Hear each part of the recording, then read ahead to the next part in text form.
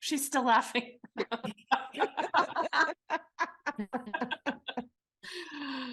That's so funny.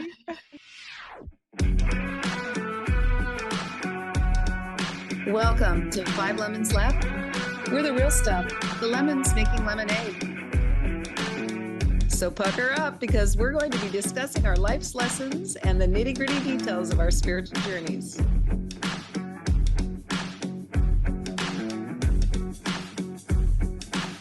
Hey y'all, I'm Amanda. And I'm Drusilla. I'm Melissa. Hello, this is Morgan. And I'm Penny. Welcome to our podcast today.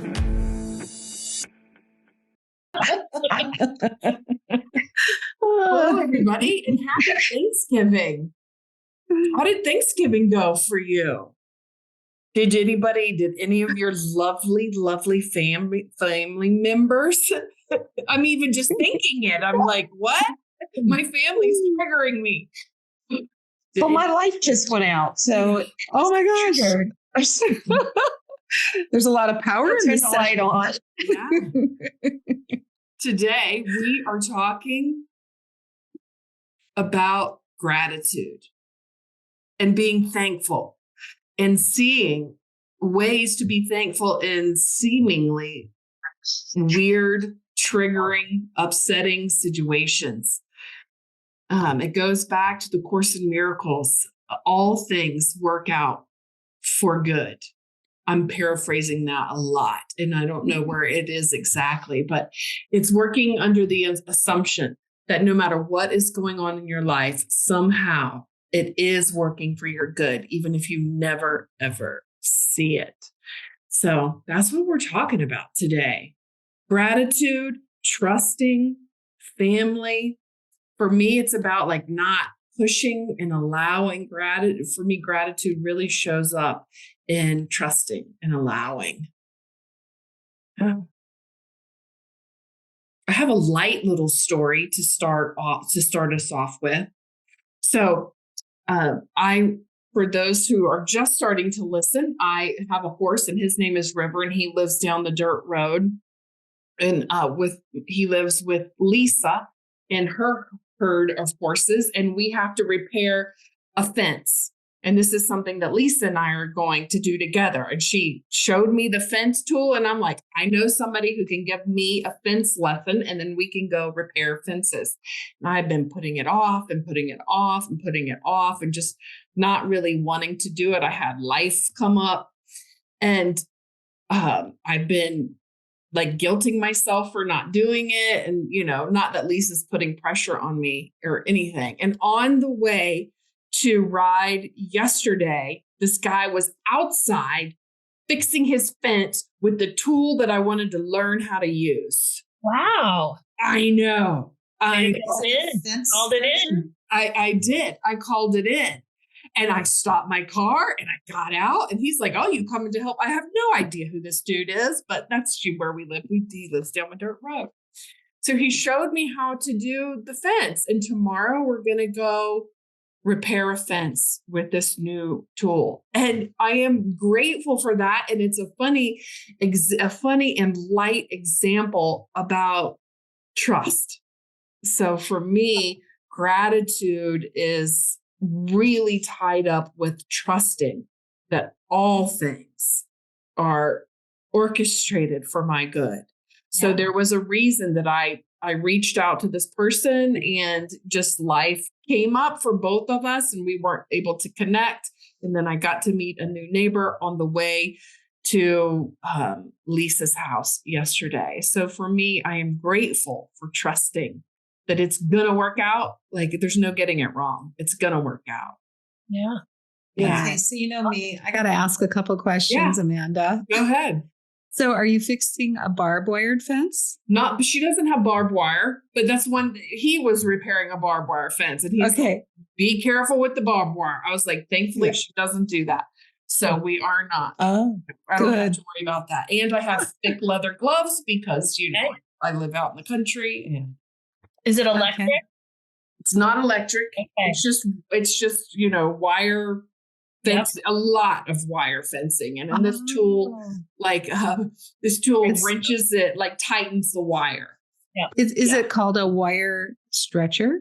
It is a wire stretcher. Look at the farmer knowing the lingo. Yeah. Yeah. It is a stretcher. Mm-hmm. Yeah. I grew up on barbed wire fences and we had to use the wire stretcher lots of times. Yeah. So, well, have a ball. I know. Amanda. It's going to be fun. So we're going to go riding tomorrow and then fix some fence. Well, I can honestly say that we were never really happy or grateful that we had to fix fence. Growing up, I have to tell you, it was a chore. Yeah. But we had cattle, and cattle are even, I think they're worse than horses trying to get out. If the grass, because the grass is always greener on the other side of the fence for cattle. But anyway, so that's cool. That's a great story, Amanda. Yeah. So I'm grateful that things are going to work out no matter what, because I talked last week about my mom passing, and I've just been in a fog, right? Like I'm just on autopilot, and I'm so grateful that God just was like, okay, here, this is easy. I'm going to make this as easy as possible. It's easy to be pushed. Yeah. And sometimes I know that you guys have some stories that I'll pass it to you, Penny, next, or whoever wants to go, about getting into situations where you didn't see the gratitude for years later, years and years later. That happens. Yeah, it does. Yeah. And I'll share a story. So kind of piggybacking on what you were just sharing, Amanda, that your mom had passed away just Friday. I learned that my brother-in-law had passed away, and it was very unexpected, very shocking. Actually, it's shocking because he was just at my daughter's wedding in September.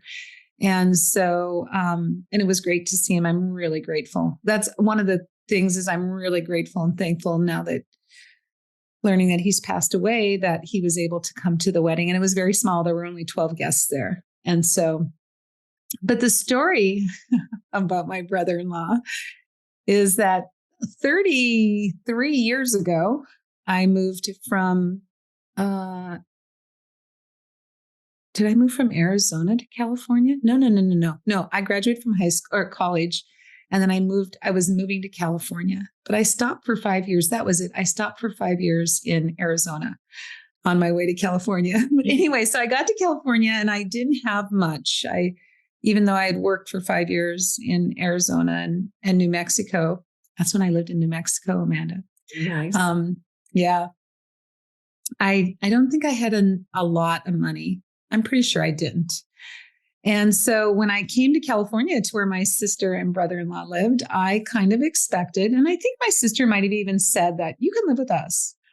And she was like my everything. And so I got here to California with my car loaded up. And I don't know if I got to stay maybe a week or two, but then my brother-in-law, Gary, said, I don't know if he told me directly or if he told my sister, but I couldn't stay at their house. And I have to tell you, I probably held a resentment towards him for the rest of his life. And I've worked on it. And actually, now, as I think back, the gratitude in what he did okay. See, there's that victim that comes in where I want to say, you know what, he did it to me. Mm-hmm. That victim mentality could just take me over in a second. But in how he approached the situation of me living with them and saying that, no, it's probably better if Penny lives someplace else. The gratitude I see in that is that, without that nudge to get out and get going on my own, who knows if I would be where I'm at today. I have a really great life. I have a really great life, and I am grateful and thankful for that. And I don't know if it would have all unfolded that way without that little push to get out there and make it on my own. Yeah. So I'm grateful and thankful to Gary, my brother-in-law, and for giving me that opportunity. And honestly, it took me a long time to see the gratitude in that, just like what you were saying. But, I think everything that happens, I'm working on finding the gift in everything. And so that was a gift that he gave me. It wasn't wrapped up in a pretty little package like I wanted it to be, but it was a gift. Yeah. That's a really good example, Penny, of the door closing.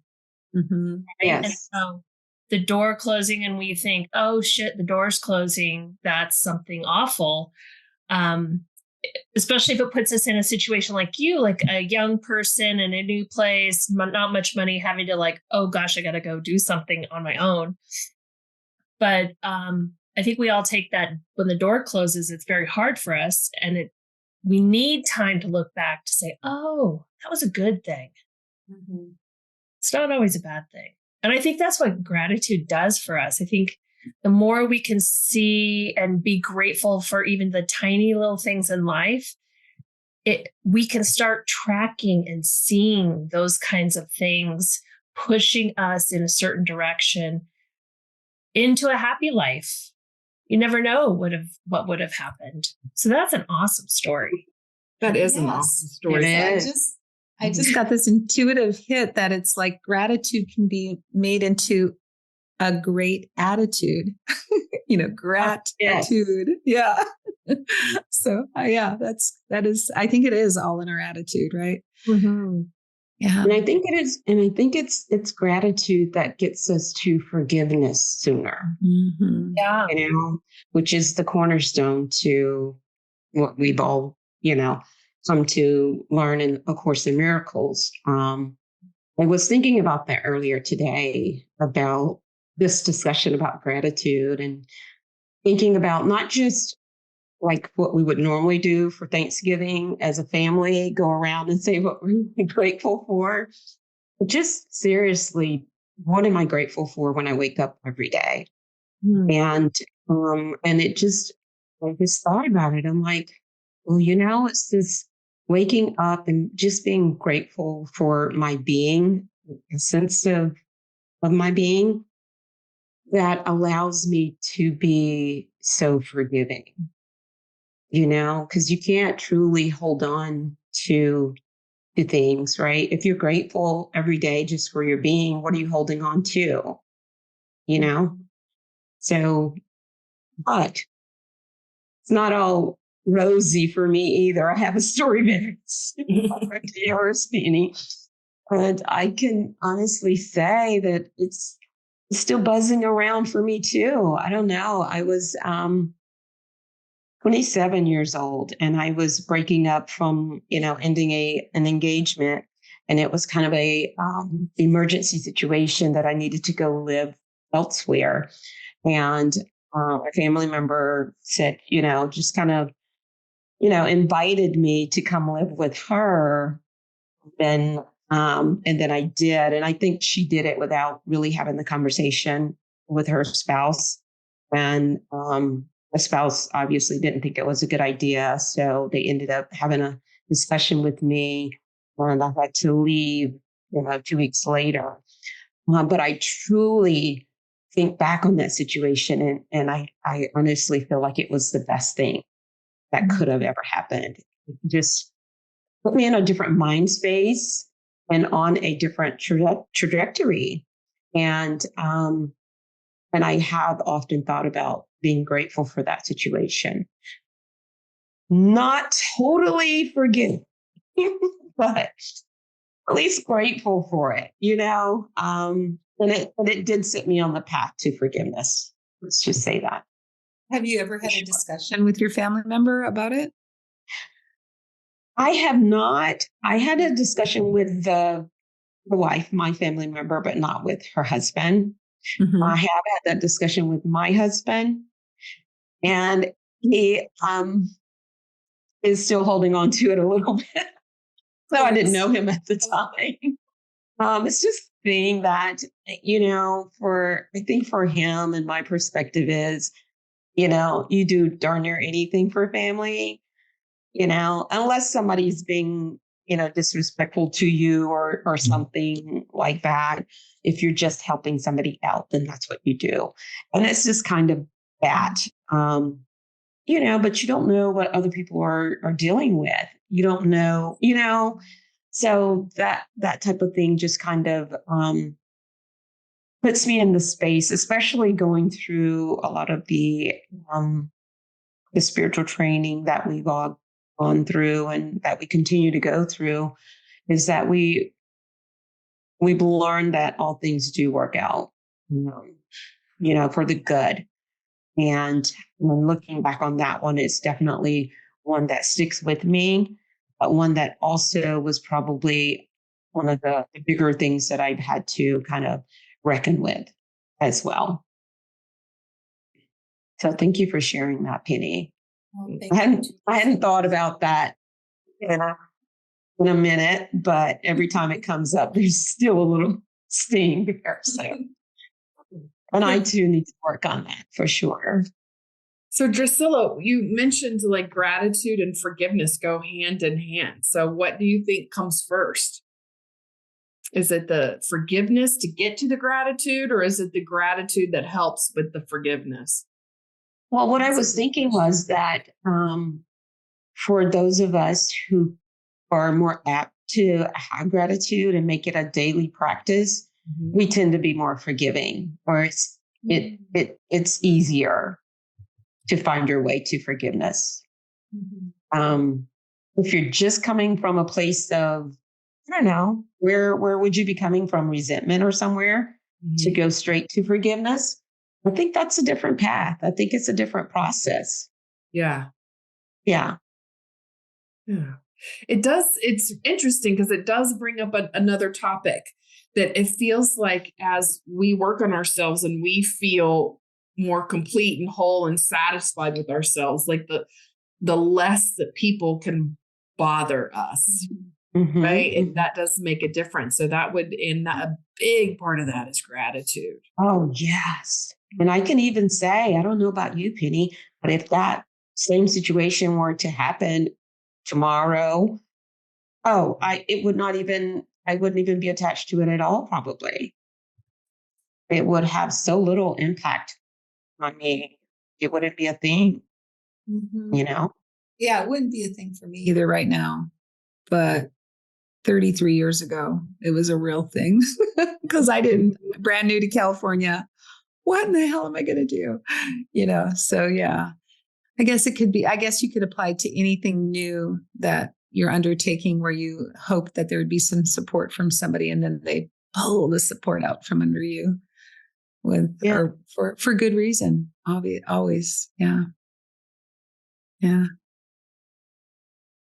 Well, I got I have notices that show up on my phone and positive affirmations and that kind of thing. And today one was, essentially, this is a Course in Miracles thing too, is, it's not the situation that makes you upset. It's your thoughts about the situation that's making you upset.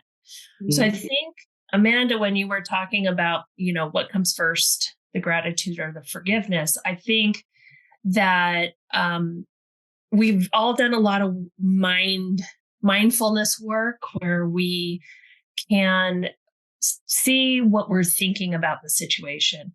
And we have, spiritual work makes you build your trust and you build your faith. And so like if a door closes, now we can see it as an opportunity rather than a door closing on your face and that, and everything sucks. So, again, I think it's what you decide the story is about. We make about it. Yeah. The meaning we're making about it. And also when you're young, you just don't have that wisdom. You want help, you're scared, you want some guidance.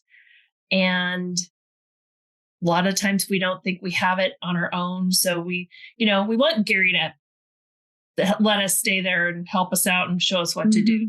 Right. Yeah. So Mhm. It's so funny, Drusilla, you said you were 27. I was 29 at the time too. So it's interesting that we were about the same age when these situations happened to us. Yeah. Yeah. Good time. Mhm. So here's a question in general for anyone is, so we do, the people that listen to our podcast, some of them are friends of mine, and I know that they're very new on this spiritual journey. So do you have, like, what would be the first step in like learning how to be grateful for something that, sitting across the Thanksgiving table with Uncle so-and-so who you really want to punch in the throat, right? Like, what's the first step? I'll have that uncle. Yes. Or I aunt, know. come on, Yes. don't be sexist, or aunt, or No. I Usually love uncles. that. I love that question, Amanda. And I am going to, this is my thoughts, and I'd Yeah. love to hear what Drusilla and you and Yeah. Melissa all think, but I think it's taking full responsibility for the results that you're getting. Is probably Ouch, one of that the kind of first- hurts. It Yeah. does. It does. It's like I Oh. said, victimhood came up very quickly for me, even when I was telling the story 33 years later. So if I can get out of being a victim and take responsibility for what Mhm. just occurred, then I think that can get me quicker to gratitude. Mm-hmm. Thanks, Penny. Yeah, that's awesome. Yeah. That's, yeah. Take responsibility. That's a big one. That's a big one. I don't know. Well, for me, one thing that Melissa said a few minutes ago that I've been kind of thinking about how that looks or how that plays out is that looking at it as if it's neutral to me, like the event didn't have to be a negative event, it becomes an opportunity. And I think at that age, I could have looked at it differently, but someone told me to apply a lot of the things they told me to apply to my career, because I very much would have said, okay, what's the opportunity in this? Which is what I've always done in my career, but not necessarily in my personal life, and maybe depending on the level of maturity or their spiritual journey, that might be a safe place to go with it as well. I think there's many different ways. If you can go straight to forgiveness, of course, that's the end all be all, right? But I think that's pretty lofty as well. That's a great way to look at it too, Priscilla. Yeah. Melissa, you got What any? about you, Melissa? Yeah. I see it. It's I coming see up her for deep you. in thought. Deep in thought. Yes. Well, I just think, just gratitude for me has been a step towards trust and faith, because when I can start looking at things with gratitude, then I know they have been placed for my, the best for me happening unfolding in my life. And then it builds. Like, I can be grateful for a beautiful sky and my children. And then that gratitude can expand to other things that I would usually not pay attention to. And then that could expand to things that I would have made a meaning that it wasn't a good thing to happen in my life, but then I see it as a positive. So I think gratitude really builds upon itself. And I think that's a really, it's everywhere. Everyone says gratitude, do gratitude lists. If you're upset, do a gratitude list, or do 5 things you're grateful before you go to bed. I think that's for a reason. I really do think, because a lot of people understand, oh, okay, that shifts things. It shifts my thinking. It shifts the story I'm making about things. Mhm. And for me, it's built that has helped me build trust and faith. Melissa, that's amazing. I'm so glad that you brought that up. Because that's something like you said, the sky. I definitely, it's easy for me to go into the gratitude, that feeling of gratitude when I look at the sky out in New Mexico, or when I can see, for 100 miles, or, like nature really, I cultivate that, practice that feeling of gratitude. Yeah. Agreed. And with nature and animals, Mm-hmm. The love you get from animals that's neutral too. I mean, they're just doing it because that's their nature. And that builds, then you see the nature, and then it just is a snowball. So why is it so hard for some people to stay in gratitude? Why is it so hard for me at times to stay in gratitude? I mean, I have so much to be grateful for. I think sometimes. I think it's our evolution, Penny. I think we have evolved if you think of the 4 women that are here, how far our ancestors have come evolving to get us to this point. And that is all about, having tribes that we decide who's out of our tribe and who's in our tribe for protection of that tribe. And so I think our doubting and our constant searching for problems and threats, I think that's evolution. But I think now we're evolved to the point where we can start seeing things differently.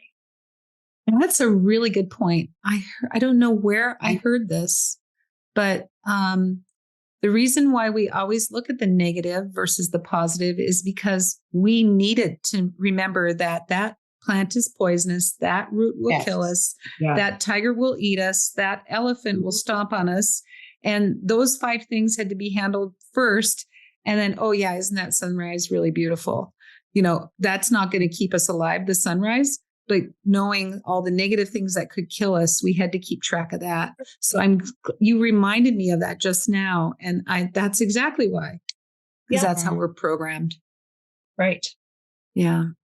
Penny and Melissa, those are great points. And you both said it not in these words, but kind of what I'm getting out of it is it's a mind loop, right? It's a very well rehearsed, comfortable, not uncomfortable that it feels good, but it's so part of who we are. It's so familiar is a better word, right? So the thought pattern is so familiar, generational, that's what we go to. And part of changing that is recognizing, this is an old thought pattern, right? This person is going to do me wrong. My uncle is going to tell me I need to get a job or whatever, that having those mind loops, those old thought patterns, I'm not good enough. I can't do it. And I think that's, Amanda, why mindfulness is so big now. Yeah. Because we are seeing these loops. We're seeing, that doesn't work for me anymore. Mm-hmm. That gets in the way. So that's why mindfulness is a way of changing your mindset. Well, that is all about neuroplasticity, right? We can change the wiring in our brain with this work. We totally can change it. And Drusilla, I just talked over you. Sorry. No, we were starting at the same time. But Melissa, oh my goodness, it made me think of something. So I've often heard in this discussion, and usually it's someone on Super Soul Sunday or Oprah talking, when they kind of talk around this. And it always comes up every single time that Oprah says, yes. What about the people who say, yes, it's easy for you to be in gratitude when you live like this, or your life is not in danger. You have food on your table every day and you don't, but that is exactly the same thing.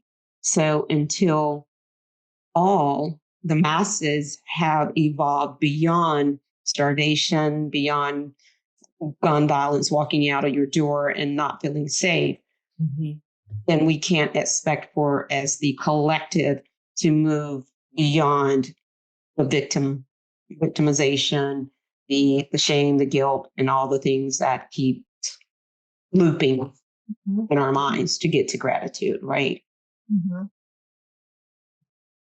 That reminds me, Drusilla, of this person that used to work at my daughter's school. And he went to the village that his wife was raised in Mexico. And he said they were the poorest people he'd ever seen. I mean, their homes were dirt floors. But he said they were the happiest people he also had ever been around in his whole entire life, because they were grateful for everything that they had. And they probably had to work really, really hard to keep and maintain it, And so I often thought about that village, and I thought, wow, I want to go see that village, because they have nothing, very little, but they were still the happiest people he'd ever met in his whole entire life. And so I think it's just that attitude that we have. I don't know that it ties to wealth so much as a mentality. Yeah. Right. And it's a cycle, because it's the mentality that's keeping you there, So it is definitely a mentality, and it is a part of the loop. But it only takes one in the village, right, to be the focal point to shift things. And that's what I think we're all here for, right? Yep. Well, and back to Thanksgiving and thanks and giving, Penny has taught me that. And now whenever I see things in this whole month, Thanksgiving, in my mind, I'm like, thanks and giving. Thankfully, I am not worried about where my food's coming every day. And if I have shelter, and I have the privilege of being able to have time and an environment to work on mindfulness. And so just like you said, Drusilla, it's almost a responsibility, because I do have that privilege, and that is something I can do to help other people, or to change my village, change the thought system in my village so it spills out to other people. Because it is a privilege, I think. Because a lot of this world they don't have time to think and play with mindfulness and that kind of thing. So it's a responsibility, and I'm thankful and grateful for it. So you guys, were coming towards the end of our time, and I would like to, what are you grateful for? Let's all go around. So since it was my idea, I'll start. Okay. For sure. I am grateful. Yeah. This is the first thing that came into my mind, so I'm just going to say it, that my bed is so comfortable. Like, I love my sheets, and when I get in, and when I turn out the lights and I just lay on my sheets and my comfortable bed and my pillow, I'm like, I'm so grateful for my bed. Not big life altering things, but I love my bed, and I'm grateful for it. And I go to sleep with that gratitude. Well, sleep is very important for life. And Drusilla, you're next, because we're just going alphabetical order. That just makes it easy. Oh, goodness. So I am most grateful for having experienced the peace of God. Oh, yeah. Not that I can always get there, but I can remember it, and I know it's there. I am so grateful for that. Yes. To know that I don't have to always be stuck. There is light. There is always going to be light, and I just have to find my way back. Awesome. I love that. And I'm going to play this kind of like that old telephone game. I'm grateful for my bed. I'm grateful for the peace of God, and I'm grateful for all the love in my life. The people and animals and friends and everything. And I love you, Melissa. Yeah. I love you too. I love all y'all. I love you all too. Yeah. So just building on that, I'm grateful for my bed. I'm grateful for the peace of God, and I'm grateful for all the love in my life. And I'm grateful that I trust my intuition more, which I believe is the word of God whispering in my ear, and taking action on it, because I got the intuitive hit to invite my brother-in-law, Gary, to our daughter's wedding in September. And if I hadn't done that and then he died so unexpectedly now, I would have, probably went into some guilt and regret. And I don't have to do that now. And so I'm really grateful that I am listening to my intuition and taking action on it. And it was probably such a gift for him. Yeah, I think so.